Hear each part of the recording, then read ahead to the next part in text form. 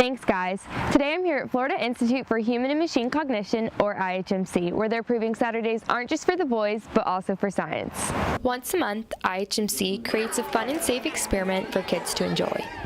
So we made paper roller coasters, and so we had to cut a bunch out and then tape it together to make the turns and the loops. I love how much it's about science, not just about learning and how it's interactive. Past participants are inspired by their own experiences and often return to volunteer. I actually did Science Saturday as a kid, so when I found out you could volunteer here, I was like, well, I want to do that. So it's really inspiring because I've never seen such smart kids before, and they're all really intelligent, and they all love what they're doing. They love the experiments, and it's just nice to see them having fun doing science. IHMC's main goal is to make a fun scientific experience available and accessible for all kids. Well, for one, because we offer it for free, it's great for kids that maybe don't have the resources to take dedicated camps and stuff, or these big classes they have to pay for at other places.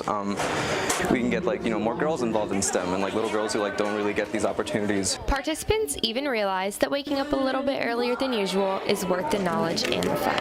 I think it's good, instead of just sleeping in and playing video games all day, that you can actually do something educational over the weekend.